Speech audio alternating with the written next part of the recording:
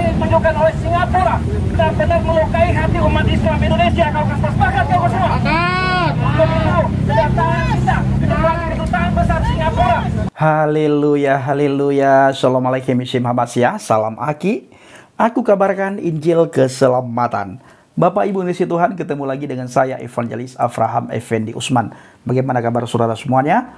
Haleluya, luar biasa. Saudaraku, ada pepatah berkata, apa yang kita tabur, itulah yang kita tuai. Apa yang kita tanam, maka itu pula yang kita panen. Mayyadra yahsud. Siapa yang menanam, maka orang itulah yang memanen. Ya, siapa yang menanam, maka orang itulah yang memanen, atau orang itulah yang menuai. Nah, begitu juga apa yang kita tanamkan, apa yang kita taburkan, maka itulah hasil yang kita petik. Nah, ini sangat luar biasa dalam hari-hari ini bagaimana Abdul Somad ditolak di Singapura. Dan buntut daripada penolakan masuknya Abdul Somad ke Singapura, Bapak Ibu, kemarin terjadi demo, ya. Ada pihak-pihak terkait, mereka berdemo di depan Kedubes Singapura. Nah, di sebuah artikel kompas.com, penulis Muhammad Isa Bustomi, editor Ivani Artina Arbi. Jakarta kompas.com. Massa dari berbagai elemen menggelar demonstrasi di kantor kedutaan besar Kedubes Singapura di Jalan HR Rasuna Said, Setiabudi, Jakarta Selatan, Jumat tanggal 20 bulan 5 2022 siang. Pendemo datang dari berbagai aliansi seperti Pertahanan Ideologi Serikat Islam, Perisai, dan Persaudaraan Pekerja Muslim Indonesia, PPMI 98. Mereka melakukan aksi unjuk rasa di sana buntut pengusiran Ustadz Abdul Somad dari Singapura beberapa waktu yang lalu. Nah, harusnya pendemo ini bukan melakukan aksi unjuk rasa, tetapi mereka datang kepada Ustadz Abdul Somad. Mereka bertanya kepada Abdul Somad, kenapa Pak Ustadz Anda diusir? Kenapa Ustadz Anda diusir? Bukankah Pak Ustadz orang yang sangat kami hormati, orang yang kami sangat sayangi? Pak Ustadz Abdul Somad orang yang sangat kami cintai, yang sangat kami segani. Kenapa Pak Ustadz bisa diusir dari Singapura? Tidak bisa masuk ke Singapura alias dideportasi. Hari itu juga ketika Abdul Somad beserta rombongan dan juga keluarganya, istri dan anaknya ingin masuk ke Singapura, tertahan, lalu tidak lama kemudian dikembalikan, ya, disuruh pulang atau disuruh balik ke Indonesia. Nah, harusnya para pendemo datangi Abdul Somad, mereka bertanya, kenapa Pak Ustadz sampai diusir? Nah, kalau memang ada yang salah, kita perbaiki. Di mana salahnya? Bukan unjuk rasa, bukan demo. Ya, kita sama-sama introspeksi diri. Apa yang salah selama ini? Apakah ada kata-kata kita yang menyakitkan orang? Atau ada perbuatan kita, ada tingkah laku kita yang membuat orang tidak senang? Yang membuat orang ketika melihat tingkah laku kita, ketika mendengar perkataan kita, membuat mereka tersakiti. Nah, bila ada, kita introspeksi. Minta ampun sama Tuhan. Dan tidak ada salahnya ngomong, ya saya salah, kita salah karena selama ini saya terlalu membahas hal-hal yang radikal, terlalu membahas mengenai ISIS, terlalu membahas mengenai mati syahid, terlalu mengkafir kafirkan orang, terlalu mengatakan bahwa di dalam salib itu ada jin kafir. Nah, sebenarnya itu tidak perlu saya bahas dan tidak boleh saya bahas, karena negara kita ini negara yang aman, negara yang damai, negara kita adalah negara hukum. Maka siapapun yang mengomong mengenai ISIS, siapapun yang sepakat sepemahaman dengan ideologi ISIS, ya, apalagi ada orang yang mendukung ISIS, maka hukum harus bertindak. Orang-orang seperti itu harus ditangkap. Belum lagi mengkafir kafirkan orang lain. Karena setiap orang itu punya agama masing-masing yang dianut. Dan masalah agama di bangsa dan negara kita itu sudah diatur sedemikian rupa oleh undang-undang. Ada undang-undangnya. Setiap warga negara itu berhak memilih agama yang dia anutnya. Begitu juga ada undang-undang, ketika ada orang yang menghina agama lain, undang-undangnya apa? Penistaan agama. Hukum penistaan agama itu diterapkan dan benar-benar diterapkan. Bagaimana kita melihat Abdul Somad, dia berkata di dalam salib itu ada jin kafir dan dia peragakan lagi begini. Aduh, luar biasa. Nah, harusnya para pendemo datangi Abdul Somad, ya musyawarah, bukan justru unjuk rasa di depan Kedubes ya Singapura di Jalan HR Rasuna Said Setiabudi Jakarta Selatan. Apalagi kalau sempat meminta supaya Kedubes itu dibubarkan. Apa hak kita ingin membubarkan Kedubes? Ya, Kedubes Singapura yang ada di RI. Apa hak kita? Jangan gara-gara Abdul Somad tidak diizinkan masuk lalu kita melakukan hal-hal di luar kewajaran, ya. Lalu nanti timbul lagi pembelaan ulama, timbul lagi nanti pembelaan Abdul Somad. Enggak perlu. Yang paling penting itu kita sama-sama introspeksi diri, menjaga kerukunan antar umat beragama, menjaga kedamaian, menjaga lisan masing-masing supaya tidak membuat orang lain tersakiti gara-gara lisan kita. Mereka melakukan aksi unjuk rasa di sana buntut pengusiran Ustadz Abdul Somad dari Singapura beberapa waktu lalu. Ya, maka mereka unjuk rasa gara-gara Abdul Somad tidak boleh masuk ke Singapura. Tertulis di artikel kompas.com 26, Bapak Ibu. Saya akan lanjutkan baca. Ketua DPC PPMI 98 wilayah Bogor, Ucok Nasution, mengatakan para pendemo mendesak Duta Besar Singapura untuk segera meminta maaf secara terbuka terkait insiden penolakan UAS.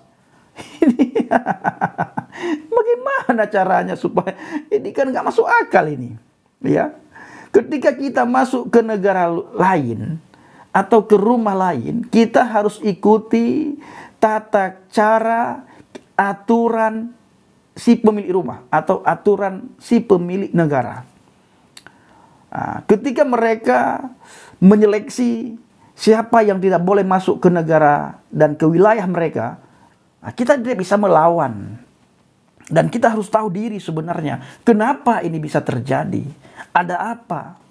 Apa sih yang disampaikan oleh Abdul Somad sehingga mereka menolak Abdul Somad masuk? Kalau memang ada hal yang salah, ya kita minta Abdul Somad supaya ke depan tidak lagi menyampaikan hal-hal yang menyangkut radikalisme. Nah, supaya Abdul Somad bisa main-main atau bisa melancong ke negara kafir, ya. Nah, jangan suka mengata-ngatain kafir, mengucapkan kata-kata kafir. Jangan suka mengkafirkan orang lain. Dan jangan suka menghina agama orang lain. Nah, selama ini suka menghina kafir, suka ngomong kafir, tetapi memakai barang kafir. Ini kan gak masuk akal. Ya, melancong ke negara kafir. Nah, belanja ke negara kafir. Pakai HP yang dibikin oleh kafir. Nah, ini gak masuk akal. Padahal kalau kita renungkan, kafir itu menjadi berkat bagi kita. Kalau tidak ada kafir, tidak bisa kita pakai HP. Tidak bisa kita menikmati lampu. Syukur ada kafir. Kalau enggak, hanya obat kuat dan minyak wangi yang dipakai. Karena itu produk orang Arab. Penemuan orang Arab maksudnya. Hanya itu. Jadi saudaraku, para pencinta Injil Habaget dan orang-orang yang menolak Injil Habaget, coba renungkan, introspeksi diri. Kenapa bisa terjadi? Dan apa hak kita meminta supaya kedutaan besar Singapura di Indonesia harus meminta maaf kepada umat muslim di Indonesia? Untuk segera meminta maaf secara terbuka terkait insiden penolakan Ustadz Abdul Somad. Nah, karena melanggar aturan mereka, ya mereka otomatis tidak akan izinkan masuk orang-orang yang pernah bermasalah dengan aturan yang pernah mereka buat. Bukan saja Abdul Somad yang ditolak. Nah, beberapa tahun yang lalu, sudah lama sekali, ada seorang pendeta juga ditolak masuk ke Singapura karena menyinggung umat muslim di saat pendeta itu khotbah, pidato, ceramah. Di saat pendeta itu KKR di lapangan, salah satu yang di saat dia khotbah pidato KKR di sebuah lapangan, dia menyinggung umat muslim, umat Islam. Nah, lalu kedatangan dia berikutnya tidak diterima, tidak diizinkan masuk ke Singapura. Jadi Singapura itu sangat selektif sekali. Tidak boleh masuk sembarangan orang ke sana. Makanya sampah di sana itu tidak ada kita dijumpai di jalan-jalan. Dan tidak boleh kita buang sampah sembarangan di Singapura. Bukan tidak boleh buang sampah, tidak boleh buang sampah sembarangan. Begitu juga kita ceramah, pidato, khotbah di Singapura itu tidak boleh sembarangan. Seperti terjadi di bangsa dan negara kita. Tidak boleh. Kalau di sini masih banyak sekali orang yang ingin menegakkan paham khilafah. Sampai sekarang belum ditangkap-tangkap dan belum tersandung hukum dan belum tersentuh hukum. Abdul Somad, bagaimana kata-katanya, ujaran kebencian yang dia lontarkan dari mulutnya belum tersentuh hukum. Nah, ketika dia kemarin ingin melancong ke negara kafir, ya jelas ditolak. Ditolaknya Abdul Somad karena ucapan dia sendiri mengeluarkan statement-statement yang membuat orang kafir tersinggung. Lalu dia ingin melancong ke negara kafir, jelas ditolak. Ya, saya akan lanjutkan baca di kompas.com 26.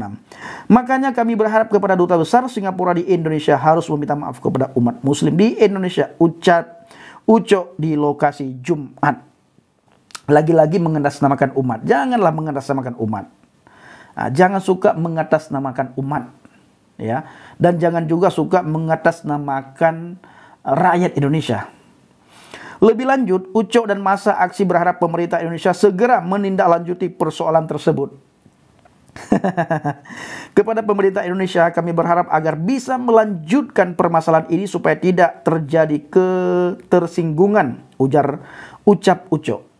Dalam hal ini Pak Mahfud MD sebenarnya sudah memberikan statement. Apa kata Pak Mahfud MD? Negara tidak akan bisa intervensi negara Singapura karena mereka punya aturan sendiri dan kita harus menghormati aturan itu. Itu kata Pak Mahfud. Jadi negara tidak akan bisa dan tidak punya wewenang untuk mempertanyakan hal seperti itu. Karena ini masalah kecil, bukan masalah besar. Kecuali masalah besar. Ini kan masalah kecil ini. Jangan ngapain negara ikut campur. Nah, jadi yang bersangkutan yang harus mawas diri, yang bersangkutan yang harus introspeksi diri.